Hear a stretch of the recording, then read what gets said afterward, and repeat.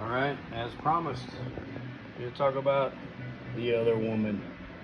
So AK-47, what can we say about it that hasn't been said already? Very robust gun. I dig it. As long as you keep bullets in them, it keeps chugging.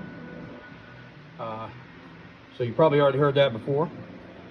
Most of that stuff is true, except for the it's not accurate part. That's not true.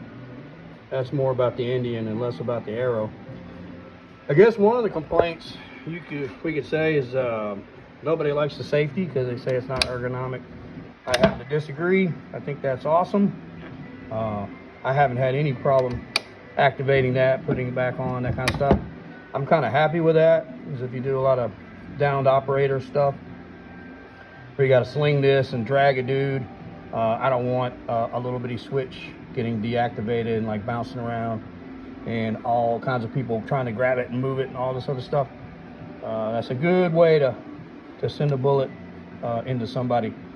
So very positive. The cool part is, if you didn't know this, it doesn't have to be all the way down in order to get the gun to shoot. I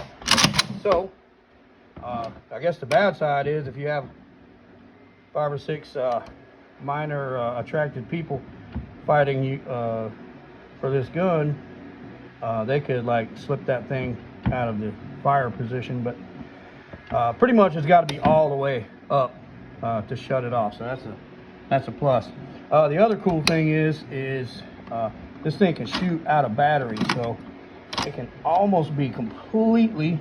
Oh, let's see if I can get an angle on that. As long as I can slip a digit in there. There we go. It could be damn near all the way locked open, so I can't get that hammer to fall, and could possibly be able to get the gun to shoot.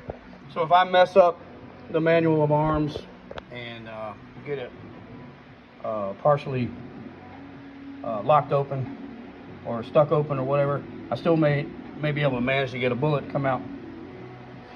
The other complaint, I guess, is the sights. The sights do seem to be an afterthought on these, the front sight being the most important one.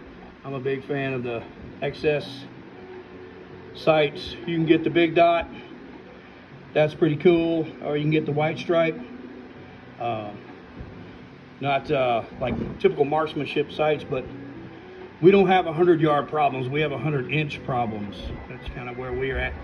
The cool part is you got this that protective hood right there, and pretty much if anybody that's fond of writing manifestos, if they're in that hood, you can go ahead and press that trigger, bust off a couple of them. And I guess the other complaint is that there's not a lot of upgrades, and I disagree with that. In one of these, there's about 28 or 29 upgrades, and they just need to go in